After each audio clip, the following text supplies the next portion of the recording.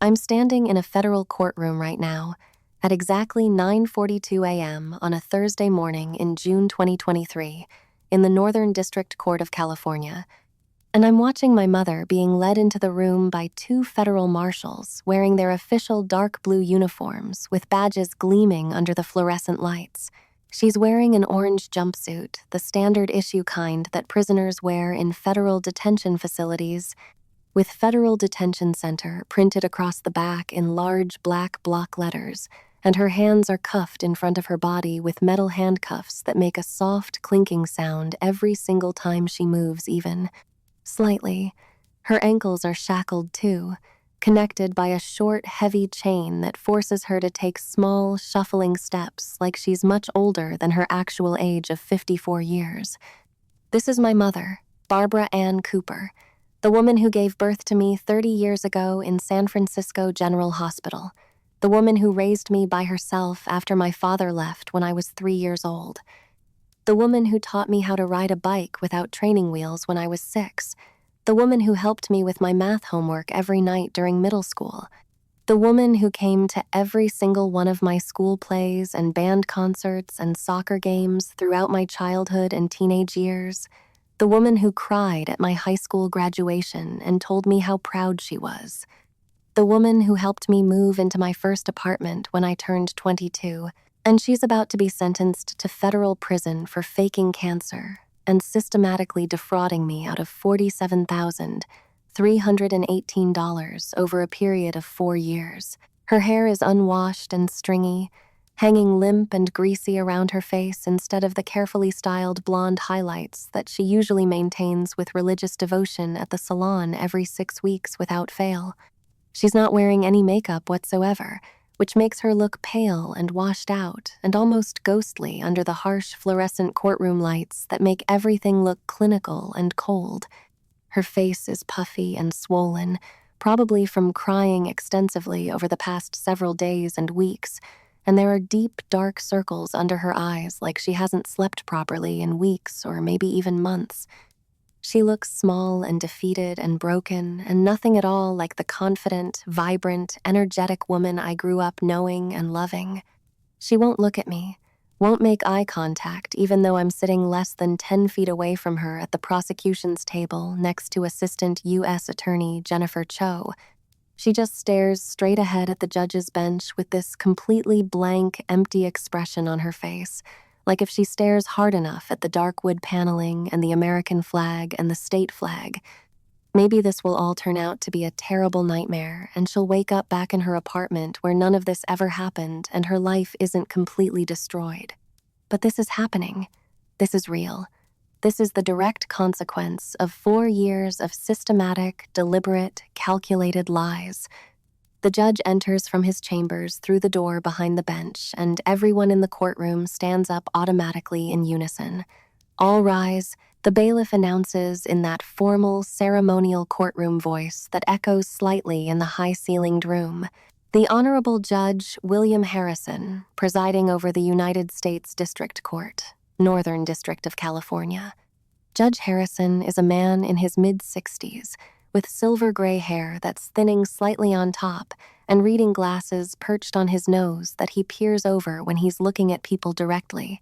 He has the kind of stern, serious expression on his face that makes you feel like he's seen every possible variation of human behavior and human criminality in his 30-plus years on the federal bench and is not impressed or surprised by any of it anymore. He sits down heavily in his large leather chair behind the bench and gestures with one hand for everyone else in the courtroom to sit down as well. "We are here today," he begins in his deep, authoritative voice, looking down at the thick stack of papers and legal documents in front of him on the bench, "for the sentencing hearing in the case of United States of America versus Barbara Ann Cooper, case number CR 231847. The defendant was found guilty by a jury of her peers after a 3-day trial that concluded on May 15th of this year on 12 counts of wire fraud, 8 counts of identity theft, 6 counts of insurance fraud, and 4 counts of making false statements to federal investigators. Miss Cooper, please stand for the reading of your convictions." My mother stands up very shakily, her legs visibly trembling beneath the orange jumpsuit, looking like she might actually collapse right there in the courtroom. Her public defender, a tired-looking, overworked man in his early 40s named Stephen Walsh, who's been assigned to her case by the court because she can't afford to hire her own attorney, stands next to her with his hand hovering protectively near her elbow like he genuinely thinks she might faint or fall down at any moment. The judge continues reading from his papers in that formal, ceremonial courtroom monotone that makes everything sound official and final and irreversible. The jury found beyond a reasonable doubt that over a period of approximately 4 years, from March of 2019 to January of 2023, you systematically and deliberately defrauded your daughter, Rachel Elizabeth Cooper, through false pretenses and fraudulent misrepresentations. Specifically, you falsely claimed to have been diagnosed with stage 3 breast cancer and to be undergoing extensive medical treatment, including chemotherapy, radiation therapy, and surgical procedures. You solicited and received money from the victim on numerous occasions for alleged medical expenses, living expenses, and various other costs related to your allegedly terminal illness. The total amount of money fraudulently obtained through these false representations has been calculated by forensic accountants at $47,318. Additionally, you opened multiple lines of credit and took out personal loans using the victim's identity and social security number without her knowledge or consent, causing significant damage to her credit rating and financial standing and resulting in an additional $18,000 in fraudulent credit card debt and $12,000 in fraudulent loan debt. He looks up from his papers and stares directly at my mother over his reading glasses. His expression is hard and unforgiving. Miss Cooper, I have read the extensive pre-sentencing report prepared by the probation office. I have reviewed all the evidence that was presented at your trial. I have carefully considered the arguments from both the prosecution and the defense. Before I pronounce sentence on you today, I am going to allow the victim in this case to give her impact statement to the court so that you and everyone present can hear directly from her about how your criminal actions have affected her life. The prosecution may call their witness.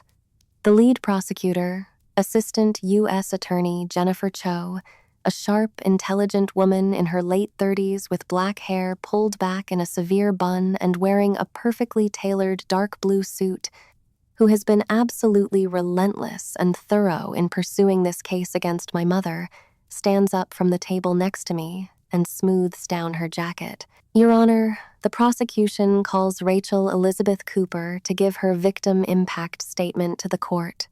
That's me. I'm Rachel Cooper. I'm 30 years old. I'm a graphic designer working at a small marketing agency in San Francisco.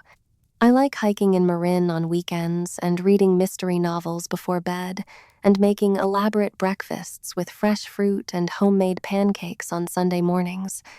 I have a cat named Muffin who likes to sleep on my laptop keyboard. I'm a completely normal person living a completely normal life, and I'm the victim of my own mother's elaborate, systematic 4-year fraud scheme. I stand up very slowly because my legs feel like they're made of jelly or rubber, and I'm genuinely worried that I might actually fall down right here in front of everyone. My hands are shaking so badly that I have to clench them into tight fists at my sides just to make them stop trembling visibly. I walk the 15 feet from the prosecution table to the witness stand, and those 15 feet feel like the longest, most difficult walk of my entire life. Every step feels heavy and surreal. The bailiff, an older man with kind eyes and gray hair who's probably seen hundreds or maybe even thousands of emotional testimonies in this courtroom over his career, steps forward with a Bible in his hands. "Please raise your right hand," he says gently, his voice kind and understanding. "Do you solemnly swear that the testimony you are about to give to this court is the truth, the whole truth, and nothing but the truth? So help you God?" "I do," I say, and I'm surprised that my voice sounds relatively steady, even though inside I feel like I'm about to completely shatter into a million tiny pieces. Please state your full name for the record, Judge Harrison instructs. Rachel Elizabeth Cooper. And what is your relationship to the defendant? I take a breath. She's my mother. Those three simple words hang in the air of the courtroom like they have physical weight. She's my mother. The woman who's sitting over there in an orange jumpsuit about to go to federal prison is my mother. The woman who gave birth to me and raised me and is supposed to love me more than anyone else in the world. And I'm the one who reported her to the police. I'm the one who gathered all the evidence. I'm the one who put her here. I sit down in the wooden witness chair. It's uncomfortable. Hard wood with no cushion or padding, positioned at an angle so I can see both the judge on the bench and my mother at the defendant's table simultaneously. She's still refusing to look at me, still staring straight ahead at nothing like a statue or a mannequin. Fine. She can listen while I tell this courtroom packed with reporters and family members and people from our church and random spectators who just came to watch the drama unfold like it's entertainment. Exactly what she did to exactly how she destroyed 4 years of my life with her lies. Your Honor, I begin, and I'm surprised again by how steady and calm my voice sounds when inside I feel like I'm screaming at the top of my lungs. My mother called me on a Tuesday afternoon in March of 2019. It was March 12th, to be exact. I was 26 years old at the time. I was at work at my graphic design job, sitting at my desk designing a logo for a client, a local coffee shop that wanted something that looked modern but also cozy and welcoming. I was having a perfectly normal, ordinary day, just another Tuesday at work. And then my phone rang, and I saw it was my mother calling, and I answered it while I was still working on the logo design. I have to pause for a moment because my throat is getting tight, and I can feel tears starting to form in my eyes, but I force myself to continue talking. And the sound that came through the phone was my mother crying. Not just regular crying. Deep, gasping, terrified sobbing like someone who's just received the absolute worst news of their entire life. I could barely understand what she was saying at first. She was crying so hard she could barely speak or form coherent words. She said she'd just come back from the doctor. She said they'd done a mammogram and a biopsy and multiple other tests. She said she had stage 3 breast cancer. She said the doctors had told her it was aggressive and already spreading, and she needed to start treatment immediately, like within days, or she might not survive more than a year. I can feel the tears starting to run down my face now, but I keep talking. I left work immediately, didn't even finish what I was working on, just grabbed my coat and purse and told my boss there was a family emergency and I had to leave right that second. I drove to her apartment in the Richmond district, and the whole drive there, I was crying so hard I could barely see the road in front of me. I kept having to wipe my eyes just to drive safely. My mother had cancer. Stage 3 cancer. Aggressive cancer that was spreading. The doctors said she might not survive more than a year. Those thoughts just kept looping through my brain over and over. I pull out the first document from the thick folder that's sitting in my lap, a folder I've prepared meticulously over the past 6 months, organized chronologically with color-coded tabs and labels and highlighted sections marking the most important parts. When I got to her apartment, I found her on her couch, surrounded by crumpled tissues, still crying, looking absolutely terrified and devastated, and she showed me papers. Medical documents with official hospital letterhead from St. Mary's Regional Medical Center, a diagnosis from an oncologist named Dr. Patricia Chen, a detailed treatment plan that outlined 6 months of aggressive chemotherapy, followed by 4 to 6 weeks of radiation therapy, followed by possible surgery to remove the tumor and affected lymph nodes. Everything looked completely official, completely real, completely legitimate. Why would I think it wasn't real? Why would I think my own mother, the woman who raised me, would fake having cancer? That's insane. That's something only a terrible person would do. I trusted my mother completely. I flip to the next document in my folder. This is a text message from April 15th, 2019, approximately 1 month after she first told me about the cancer diagnosis. My mother wrote to me, "Just finished my first chemo session at St. Mary's. I'm so sick I can barely move, can barely keep water down. The nurse said this level of nausea is normal, but it's absolutely terrifying. I can't believe I have to do this every 2 weeks for 6 months. Also, I just got the bill, and I owe $1,500 for the copay because my insurance only covers 80%. Can you help me pay it? I'm so sorry to ask, but I just don't have that money right now." And I sent her $1,500 that exact same day. I transferred it directly from my checking account to hers, using my bank's mobile app because my mother had cancer and needed help paying for treatment that could save her life. I flipped to the next document. This is from May 3rd, 2019. Another text message. "The radiation treatments are even more expensive than the chemotherapy. I just got a bill for $2,000 for this month. I don't know how I'm going to pay this. The insurance company is being difficult and won't approve coverage for everything the doctors say I need." I sent her $2,000 within an hour of getting that text. This is from June 18th. "I need surgery preparation procedures done before they can schedule the actual surgery. Blood work, CT scans, MRI scans, consultations with the surgical team. They want $3,000 up front before they'll even schedule anything." I sent her $3,000 the next day. I keep going, pulling out document after document, reading text message after text message. July, August, September, October, November, December. Month after month after month after month after month. Every single month for 4 entire years, there was something.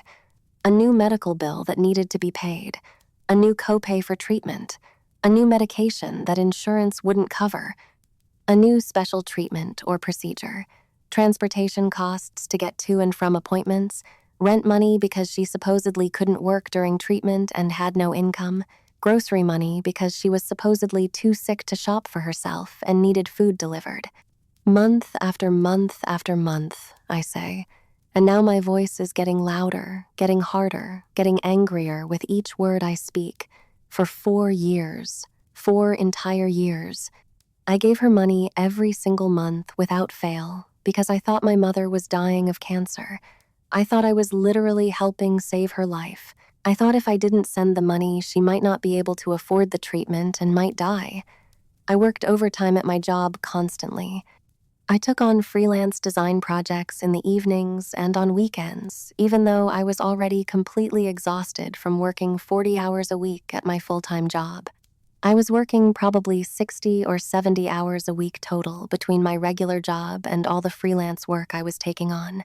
I canceled a vacation to Hawaii that I'd been planning and saving for 2 years because I needed that vacation money to help my mother with medical bills instead. I postponed buying a house I had saved almost $30,000 for a down payment, but I used all of that money to help my mother instead of buying property. I put my entire life completely on hold. Every single extra dollar I earned went directly to helping my supposedly sick mother. I look at her directly now, forcing her to hear this even if she refuses to look at me. And she looked sick, Your Honor. That's the thing that made it all so convincing. That's why I never questioned any of it for even a second during those first few years. By the summer of 2019, just a few months after she first told me about the cancer diagnosis, her hair was falling out in large clumps. She'd show me handfuls of hair that had come out in the shower or on her pillow, and we'd both cry together about it. Then more and more hair fell out until she made the decision to just shave it all off completely, because she said watching it fall out was too painful, and at least if she shaved it herself, she'd have some control over the situation. I have to stop for a second because the memory is overwhelming. I helped her shave her head in her bathroom. I used electric clippers, and I watched her beautiful blonde hair that she'd always been so proud of fall away in chunks until she was completely bald. We both cried the entire time. She looked so vulnerable, so sick, so fragile. She also lost a lot of weight, maybe 25 or 30 pounds over just a few months. She said it was because of the nausea from chemotherapy. She could barely eat anything without feeling sick. I believed her completely. Why wouldn't I? People with cancer lose weight. That's one of the most common and well-known symptoms. Everything seemed to match up perfectly with what I knew about cancer treatment. I pull out more documents. She also posted regularly on Facebook about her cancer journey. She'd post photos of herself looking weak and pale, sitting in what looked like a hospital bed with an IV line in her arm and captions like, "Another round of chemo done. Feeling exhausted but grateful for all your prayers and support. This fight is so hard, but I won't give up. Thank you to everyone who's helping me through this difficult time." Or, "Lost all my hair now, but trying to stay positive. This disease won't beat me. I'm a fighter." And our entire church community, we both attended St. Luke's Episcopal Church in the Sunset District, rallied around her immediately and enthusiastically. They organized meal trains where different families would sign up to bring her dinner every single night so she wouldn't have to cook while she was sick. They held multiple fundraisers over the years, bake sales after Sunday services, silent auctions, even a special concert where all the ticket proceeds went to help Barbara Cooper with her medical expenses. The church community raised over $8,000 for her over the 4 years. $8,000 from people who genuinely cared about her and wanted to help her survive cancer and believed they were doing something good and charitable. My voice gets very quiet. All based on complete lies. Every single word of it was a lie. I continue. And I felt so proud of her, Your Honor. So incredibly proud of how she was handling this terrible diagnosis with such grace and courage and strength. Proud that she was fighting. Proud that she maintained a positive attitude even when things were hard. And so grateful, so deeply grateful that I was in a financial position to help her, that I had a good job and could work extra hours and could send her money when she needed it. My voice changes, gets harder. But the fear, the constant, overwhelming, all-consuming fear, that was the worst part. Every single day for 4 years, I woke up absolutely terrified. Terrified that today would be the day I got the phone call that the cancer had spread to her brain or her liver or her bones, that the treatment had stopped working, that the doctors were out of options, that my mother only had weeks or months left to live and I was going to lose her. Every single time my phone rang, my heart would start racing and pounding in my chest because I thought it might be bad news. I couldn't focus at work because I'd be in the middle of designing something and suddenly I'd be paralyzed by this wave of terror thinking about my mother dying. I couldn't sleep properly at night. I'd wake up at 3 a.m. in a complete panic, my heart pounding, drenched in sweat, thinking about losing my mother to cancer. I wiped tears from my face. I couldn't enjoy anything in my life. My friends would invite me to dinner or movies or weekend trips, and I'd make excuses not to go because I felt guilty having fun when my mother was suffering with cancer. How could I go out drinking and laughing with friends when my mother was going through chemotherapy? How could I spend money on a concert ticket or a nice dinner when my mother needed help paying medical bills? My social life completely disappeared. My hobbies disappeared. My entire existence became work and more work, and taking care of my sick mother and living in constant, overwhelming terror of losing her. I take a shaky breath. This went on for 4 years. 4 entire years of living in constant fear every single day. In 2019, I gave her approximately $12,000. In 2020, I gave her approximately $14,000. In 2021, I gave her approximately $11,000. In 2022, I gave her approximately $10,000. And then in early 2023, before I finally discovered the truth, I'd already given her another few $1,000s. The total came to exactly $47,318. I have receipts and bank records for every single payment, every bank transfer, every check I wrote, every Venmo transaction. I documented absolutely everything. I flipped through my folder to show the judge the extensive financial records, pages and pages of bank statements and receipts. But it wasn't just the money from me, Your Honor. She also received approximately $8,000 from our church community through all their fundraisers. She received money from other family members who wanted to help. My aunt sent her $3,000. My uncle sent her $2,000. She received money from her friends. She received donations from people in our wider community who saw her Facebook posts and were moved by her story and wanted to help a brave cancer patient. The total amount of money she fraudulently obtained from all sources is probably well over $60,000, though I can only document with complete certainty the $47,000 she got from me directly. I put the financial documents down and pull out a different set of papers. But, Your Honor, it gets even worse. Because while she was systematically taking money from me supposedly for medical bills and living expenses, she was also actively destroying my financial life in ways I didn't even know about until much later. In May of 2020, about a year into her supposed cancer treatment, she opened a Visa credit card in my name using my social security number and other personal information. She charged $18,000 on that card over the course of 2 years. I had absolutely no idea this credit card even existed until I tried to apply for a car loan in late 2022 and was denied because of bad credit. That's when I pulled my credit report for the first time in several years and discovered that there were 3 different credit cards in my name that I had never opened or authorized. 3 separate cards, $18,000 in total debt that I knew nothing about. I'm getting angrier now, my voice rising in volume and intensity. She also took out a personal loan in my name through an online lender, $12,000. Again, I had absolutely no knowledge that this loan existed. She used all my personal information, my social security number, my date of birth, my mother's maiden name, as a security question because, obviously, she knew that information. She took out a $12,000 loan that I knew nothing about and that I certainly never authorized or benefited from in any way. My credit score went from 720, which is considered very good credit, to 510, which is considered very poor credit. Because of all these accounts in my name that were either being missed on payments or were completely maxed out, my credit was completely destroyed. I couldn't get approved for the car loan I needed. I couldn't get approved for an apartment rental when I tried to move to a nicer place.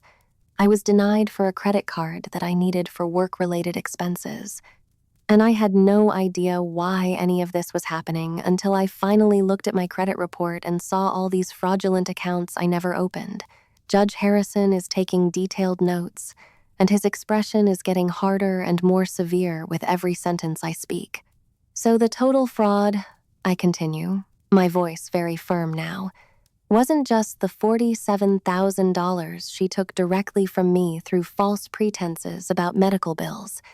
It was also the $18,000 in credit card debt that was incurred in my name without my knowledge or consent, plus the $12,000 personal loan that was also in my name without my knowledge or consent, plus the immense damage to my credit score, which has cost me significantly in higher interest rates when I finally could get approved for things, and in countless denied applications for loans and rentals and credit cards. The total financial damage is over $77,000, but the emotional and psychological damage, that's completely incalculable. That can't be measured in dollars. I have to stop again because now I'm actually crying, tears streaming down my face, and I have to wipe them away with the back of my hand before I can continue speaking. 4 years, Your Honor. 4 entire years of thinking my mother was dying of cancer. 4 years of living in constant, overwhelming fear of losing her. 4 years of feeling guilty every single time I bought something for myself, a new pair of shoes, dinner at a restaurant, a book I wanted to read because I thought I should be saving that money for my mother's medical bills instead. 4 years of prioritizing her needs over absolutely everything in my own life. I turned down an incredible job opportunity in Seattle that would have been amazing for my career and would have paid significantly more than I was making, But I turned it down because I didn't want to move away from San Francisco when my mother was sick and needed me close by. I broke up with a boyfriend named Marcus, who I really cared about, and had been dating for 8 months because he was getting frustrated that I was always too busy helping my mother and never had time for our relationship anymore. He said I was emotionally unavailable and always stressed about your mom, and we never do anything fun together anymore. I was heartbroken when he ended things, but I understood why he did it. I wasn't being a good girlfriend. I was too consumed with my mother's illness to focus on anything or anyone else. I also missed my best friend Sarah's wedding because it was the same weekend my mother supposedly had a major surgery scheduled, and I wanted to be there for her in case something went wrong, except of course there was no surgery. At all, it was just another lie in a long series of lies, and I missed one of the most important days of my best friend's life for absolutely nothing. I look directly at my mother again. She's crying now too, silent tears running down her face, but I don't care anymore. I don't have any sympathy left for her tears. She's cried before. She cried all the time when she was faking cancer.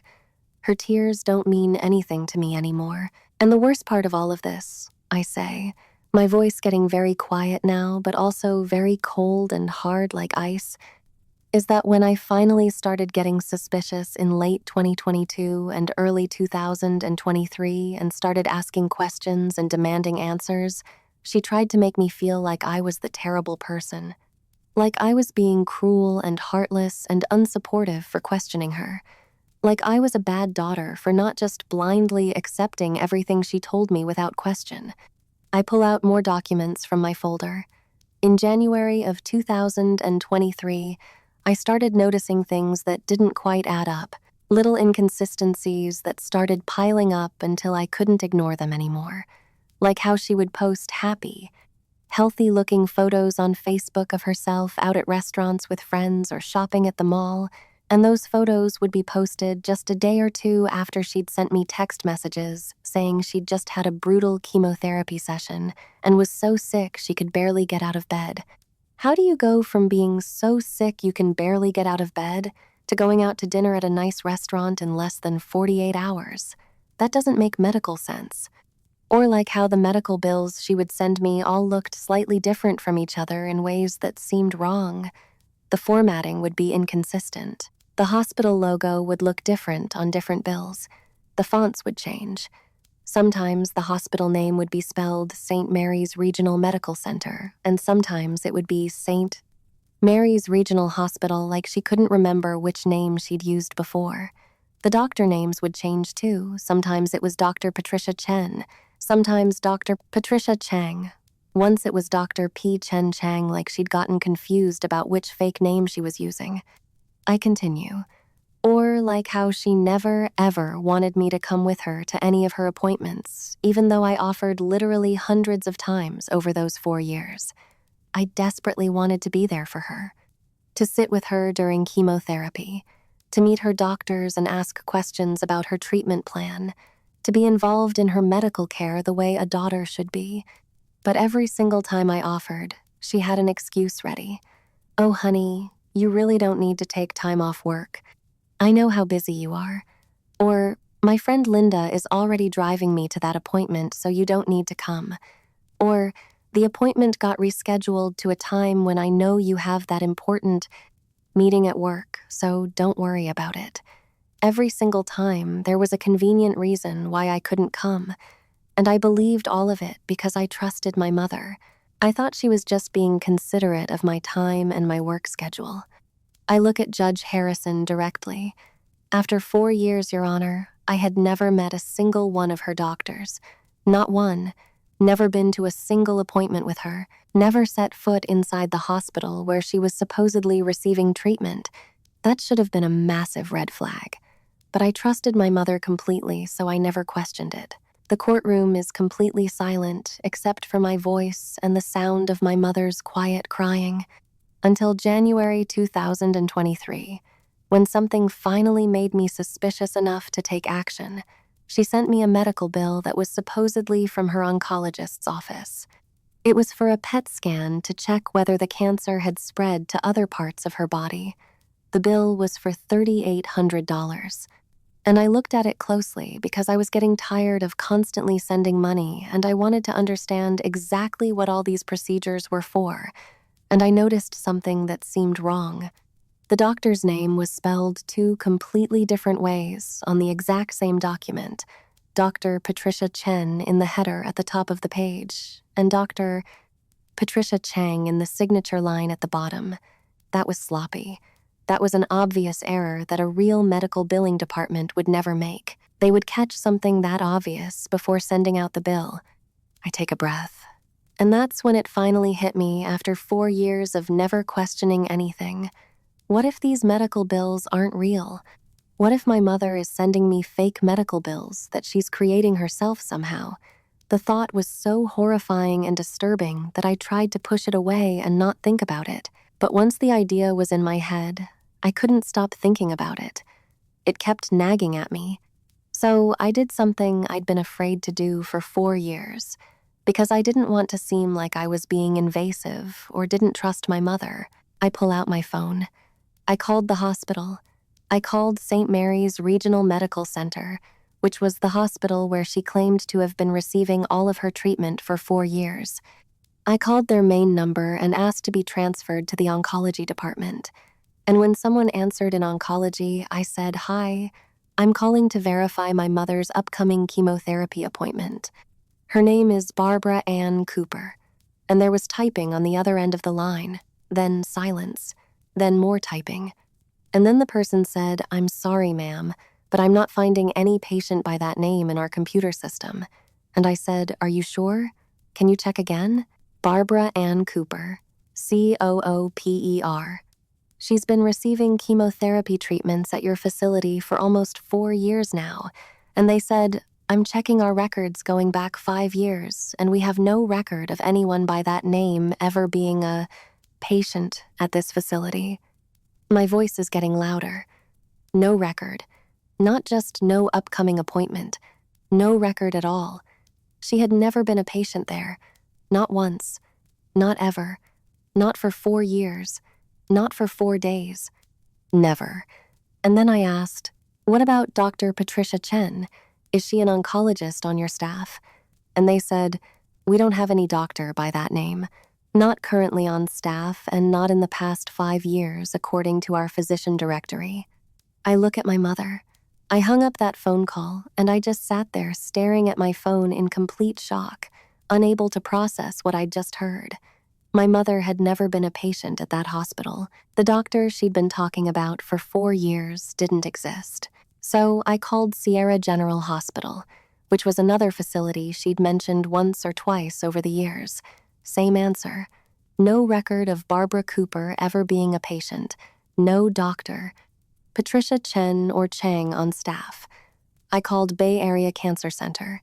Same answer again. 3 hospitals. No record at any of them. My mother had been lying to me for 4 entire years. I pull out more papers. So I confronted her. I called her that night with my hands shaking so badly I could barely hold the phone. And I said, "Mom, I need to see your medical records. All of them. Right now tonight." And she said, "What? Why? What's going on, Rachel?" And I said, "I called St. Mary's today. They told me they have no record of you ever being a patient there." And there was this long, terrible silence on the phone. And then she said, "Rachel, I can explain." And I said, "Explain what exactly? That you've been lying to me? That you've been faking cancer?" And she said, "No, I'm not faking anything. There must be some kind of mistake with their records." And I said, "I called 3 hospitals, Mom. 3 separate hospitals. None of them have any record of you whatsoever. So either every single hospital in San Francisco has mysteriously lost all of your medical records at the exact same time, which is impossible, or you've been lying to me for 4 years. Which is it?" And she tried to keep lying. She said, "Rachel, please, you don't understand the situation." And I said, "Then help me understand. Show me your medical records. If you really have cancer, if you really are receiving treatment, then this should be easy. Just show me the actual official medical records directly from the hospital." And she said, "Those are confidential. I have a right to medical privacy." And I said, "Then sign a release form and I'll request them from the hospital myself. If you really have cancer and really are in treatment, this shouldn't be a problem at all." I press play on the recording I have saved on my phone, but then she finally broke down, and this is what she said. I recorded this conversation. "Your Honor, would you like me to play this recording for the court?" Judge Harrison nods. "Please do." I press play. The courtroom speakers crackle to life, and my mother's voice comes through, tinny and broken and crying. "Rachel, I need to tell you something. Please don't hate me." My voice on the recording, tense and scared. "What? What is it?" "The cancer. It's not. I never." "What are you saying?" "Mom, what are you saying?" "I never had cancer." Long pause, filled only with the sound of crying. "I made it all up. All of it. The diagnosis, the treatment, the doctors, everything. I'm so sorry. I was desperate for money and I didn't know what else to do, and it just started small, but then it spiraled out of control and I couldn't stop lying because I'd been lying for so long and I didn't know how to tell you the truth, and I'm so sorry." I stop the recording. The silence in the courtroom after that recording plays is absolutely deafening. You could hear a pin drop. "She admitted it," I say simply, my voice completely flat and emotionless now. On a recorded phone call, she admitted that she had faked having cancer for 4 entire years, that every single medical bill she had ever sent me was completely fabricated and fake, that every single doctor's appointment she had ever told me about was a complete lie, that every single chemotherapy session she had described to me in extensive detail had never actually happened. She had deliberately shaved her own head to make it look like she was losing hair from chemotherapy treatment. She had deliberately lost weight on purpose by barely eating anything so she would look sick. She had drawn fake IV lines on her arm with makeup for her Facebook photos. She had lied systematically and deliberately to everyone, to me, to our entire extended family, to our church community who had held fundraisers for her and raised $8,000, to her friends who had driven her to fake appointments that didn't actually exist. My voice gets very hard and cold. And when I asked her where all the money had gone, the $47,000 I had given her over 4 years, she couldn't give me a straight answer. She said some of it went to bills and rent. Some of it went to things she needed. But I know my mother, Your Honor. I know she has always had a spending problem. I know she likes to shop online for clothes and shoes and jewelry.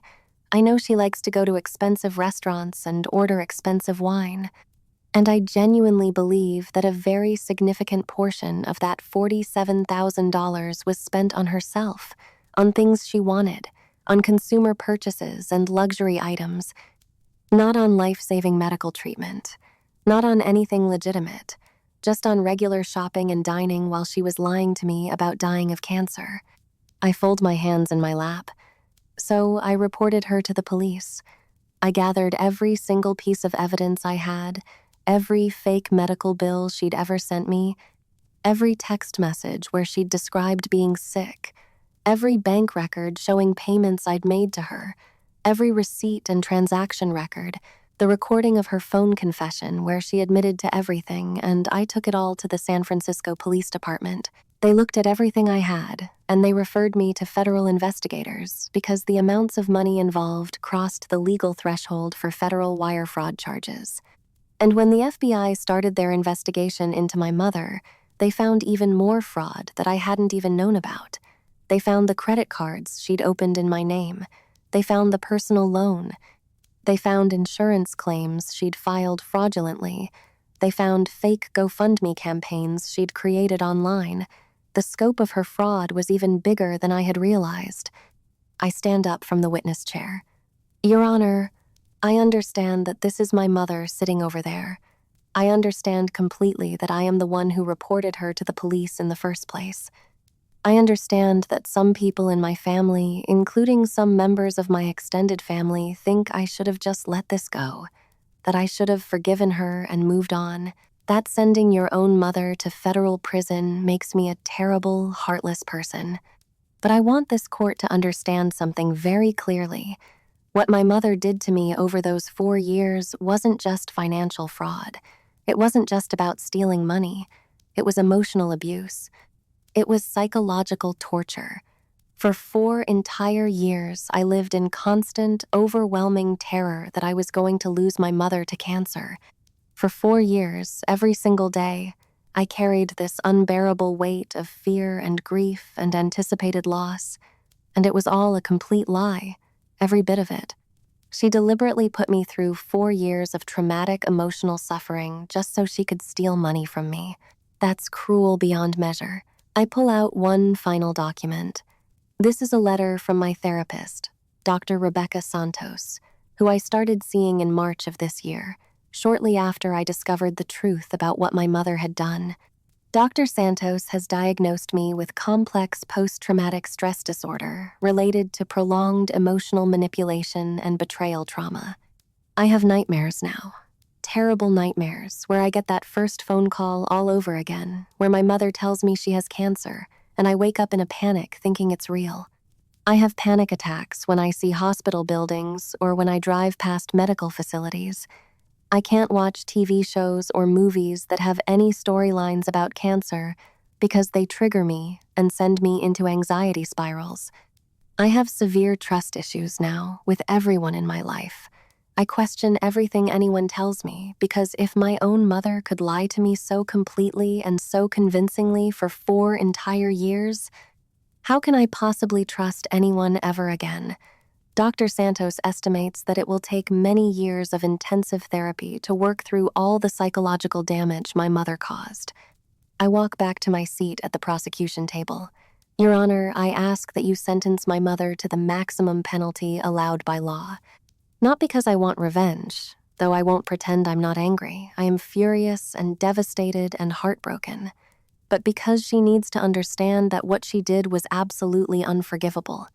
She faked a terminal illness. She emotionally tortured her own daughter for 4 years. She stole nearly $50,000 through systematic, deliberate fraud. She destroyed my credit. She manipulated an entire community of genuinely good people who cared about her and wanted to help her. And even when she was caught, her very first instinct was to lie more, to tell FBI investigators that I was making everything up, that I was mentally unstable and vindictive, that she really did have cancer, and I was just trying to hurt her out of spite. She lied right up until the moment they showed her the evidence from multiple hospitals proving definitively that she had never been a patient anywhere. She has shown absolutely no genuine remorse for what she did. The only thing she's sorry about is getting caught. I sit down next to Attorney Cho. My legs are shaking again, but I made it through. Judge Harrison looks at my mother with an expression of complete disgust. Miss Cooper, do you have anything you'd like to say before I pronounce sentence? My mother stands up very slowly, very shakily, with her public defender helping support her elbow. She's crying so hard now that she's making that horrible choking, gasping sound where you can't catch your breath properly. Your Honor, I made terrible mistakes. The worst mistakes of my entire life. I was desperate. I was broke. I was in debt. I didn't know what to do or where to turn. I needed money desperately, and I made a horrible decision to lie, and then I kept making it worse and worse, and I couldn't figure out how to stop or how to tell the truth. But I never, ever meant to hurt Rachel. She's my daughter. She's my only child. I love her more than anything in this entire world. I'm so, so sorry for what I did to her. I know I can never, ever make this right or undo the damage I caused, but I want her to know that I am truly sorry from the bottom of my heart. Her public defender, Stephen Walsh, clears his throat nervously. Your Honor, if I may address the court briefly. My client very clearly needs mental health intervention and psychiatric treatment far more than she needs incarceration. We are respectfully asking the court to consider probation with mandatory psychiatric treatment and counseling instead of prison time. Ms. Cooper has absolutely no prior criminal record of any kind. She's a first-time offender. She's already lost her daughter, her entire community, her reputation, everything that mattered to her in her life. Sending her to federal prison serves no rehabilitative purpose whatsoever and will only... Judge Harrison holds up his hand sharply to cut him off. Mr. Walsh, I have read your sentencing memorandum very carefully. I have considered all of your arguments, but I have to tell you that I find them completely unpersuasive and unconvincing. This was absolutely not a one-time mistake made in a moment of desperation as you're trying to characterize it. This was a calculated, systematic, deliberate fraud scheme that your client perpetrated consistently over a period of 4 full years. She didn't just lie once and then feel guilty about it. She lied hundreds of times. She created elaborate fake documents. She deliberately manipulated her daughter's emotions in the cruelest possible way. She expanded the fraud to include identity theft when the initial fraud apparently wasn't generating enough money. And when she was finally caught and confronted, her very first instinct was to lie to federal investigators and try to claim her daughter was mentally ill. That does not suggest to me someone who made an impulsive mistake out of desperation. That suggests to me someone who knew exactly what she was doing and made deliberate choices to do it anyway. He looks down at my mother with an expression of complete contempt. Miss Cooper, I have presided over many, many fraud cases during my time on the federal bench, but I have to say that this is genuinely one of the most cruel and callous schemes I have ever encountered in my entire career. You didn't just steal money from your daughter, which would be bad enough on its own. You traumatized her emotionally and psychologically by making her believe you were dying of cancer. You exploited the natural love and fear that a child has for a parent. You took advantage of her best qualities, her compassion, her generosity, her desire to help, and you weaponized them against her in the most manipulative way possible. That goes far beyond ordinary fraud. That is a profound betrayal of the sacred parent-child relationship. He pauses.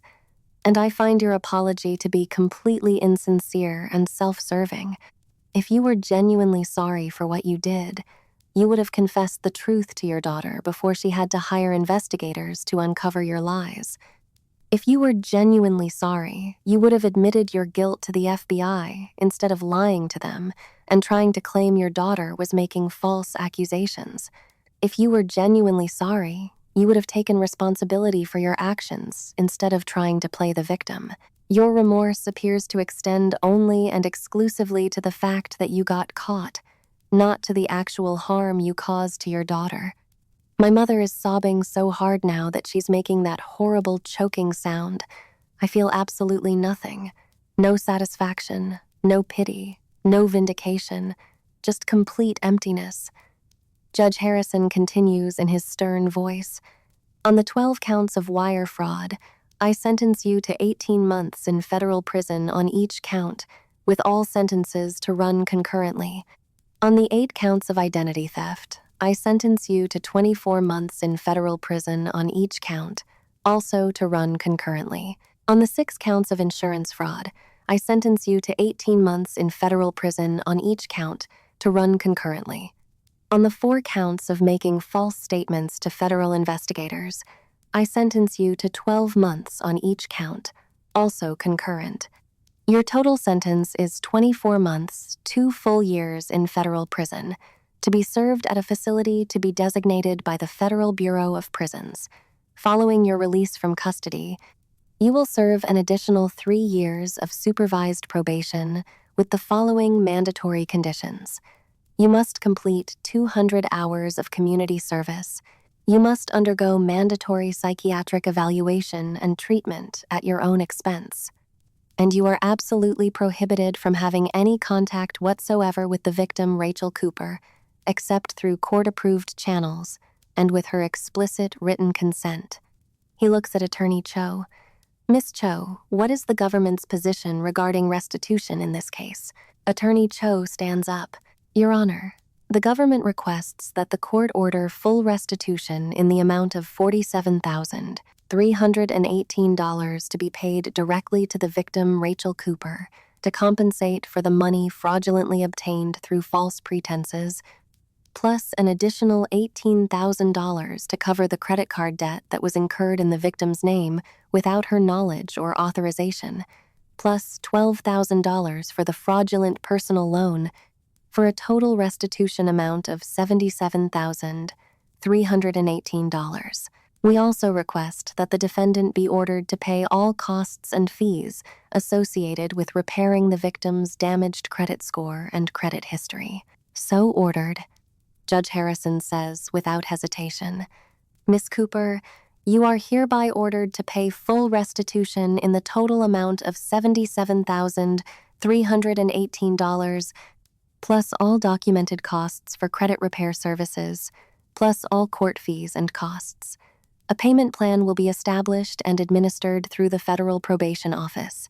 If you fail to make the required restitution payments according to the established schedule, your probation will be immediately revoked, and you will be returned to federal prison to serve out the remainder of your sentence plus additional time for probation violation. He picks up his gavel. This court is now adjourned. Federal marshals, please remand the defendant into custody immediately. The gavel comes down with a sharp crack that echoes through the silent courtroom like a gunshot. The two federal marshals step forward quickly and take my mother firmly by both arms. She's crying so hard she can barely stand up or support her own weight. They literally have to half carry, half drag her out of the courtroom through the side door that leads to the holding cells where she'll wait to be transported to federal prison. She doesn't look at me, not once. Not even at the very end when she's being led away in handcuffs and shackles. And just like that, it's over. Done. Final. 2 years in federal prison. $77,000 in restitution that she'll probably be paying off for the rest of her life. 3 years of probation after she's released. Mandatory psychiatric treatment. My mother is going to federal prison because she faked cancer and systematically defrauded me for 4 years. I sit there for a long moment in the now emptying courtroom. Reporters are rushing out through the doors to file their stories before their competitors. My Aunt Linda, my mother's younger sister, one of the very few family members who has continued to support me through this entire ordeal, comes over and gently puts her hand on my shoulder. "You did the right thing, Rachel," she says quietly, her voice full of emotion. "I know it doesn't feel like it right now. I know it probably feels terrible, but you absolutely did the right thing. She needed to be held accountable for what she did to you." I nod, but I can't speak. I feel completely numb inside, empty, like there's just nothing left. Attorney Cho finishes packing up all her files and legal documents into her briefcase. The restitution will probably be paid very slowly over many years. She warns me in her practical, matter-of-fact way. "Your mother doesn't have any assets or savings that we know of. She'll have to make monthly payments from whatever job she can manage to get after she's released from prison. It might honestly take 10 or 15 years to get the full amount back, but you will get it eventually. The court order guarantees it." "I know," I managed to say. "Thank you so much for everything you did on this case." She nods professionally and leaves. I sit there alone in the courtroom for several more minutes, just trying to process everything that just happened, trying to make it feel real. My mother is going to federal prison. I sent my own mother to prison by reporting her crimes, and I feel nothing. Absolutely nothing. No satisfaction or sense of victory. No vindication, no triumph, no relief. Just this vast, empty nothing where my relationship with my mother used to exist. Eventually, I force myself to stand up and walk out of the courthouse. Outside, the June sun is blindingly bright and warm. Reporters immediately try to approach me with cameras and microphones and recording devices. Miss Cooper, how do you feel about the sentence your mother received today? Do you have any comment for our viewers?" I ignore all of them completely. Push through the crowd without making eye contact. Get to my car in the parking garage. sit there in the driver's seat for a very long time before I can convince myself to actually turn on the engine and drive home. Then I drive home to my small apartment, make myself a cup of chamomile tea, sit on my couch with my cat Muffin curled up next to me purring softly, and for the first time in 4 long years, for the first time since that terrible phone call in March 2019 when my mother told me she had cancer, I feel like I can actually breathe without that constant crushing weight of fear and grief pressing down on my chest. It's over. It's finally, completely, totally over. My mother is in prison. The money will eventually be repaid, even if it takes years. My credit is slowly being repaired with the help of credit restoration services. The constant, overwhelming terror that she was dying of cancer is completely gone because she was never actually sick at all. It was all lies. I'm free. Finally free. I'm in therapy now with Dr. Santos, working through the trauma, working through the complex PTSD, working through the severe trust issues that make it hard for me to believe anything anyone tells me, working through the complicated, messy grief of losing my mother not to cancer like I thought I would, but to her own lies and greed and complete moral bankruptcy. People keep asking me if I'll ever be able to forgive her, if I think I can have some kind of relationship with her again someday. Honestly, I don't know. Maybe. Possibly. Someday far in the future, but definitely not today. Definitely not anytime soon. Maybe never. What I do know with complete certainty is this. I'm proud of myself for not staying silent, for not letting her get away with it, for reporting her to the police even though I knew it would destroy our relationship forever, for gathering all that evidence, for fighting back and demanding justice instead of just accepting what she did to me. Because here's what I learned through this entire terrible experience. When someone hurts you, even if it's your own mother, even if it's someone you're supposed to love unconditionally, you still have the right to seek justice. You have the right to protect yourself. You have the right to say, this is wrong and I absolutely will not accept it. My mother faked having terminal cancer for 4 entire years. She stole $47,000 from me through systematic lies. She made me genuinely believe she was dying. She destroyed my credit. She manipulated everyone who cared about her. So I exposed her. I sent all the evidence, every fake medical bill, every lie, every fraudulent document to everyone she had lied to our entire family, to our church, to her friends, to anyone who would listen. I reported her to the police, worked with federal investigators, testified against her in court, watched her be sentenced to federal prison, and I would do it all again without hesitation. Because the truth matters, justice matters, and I refuse to be anyone's victim, not even my own mother's.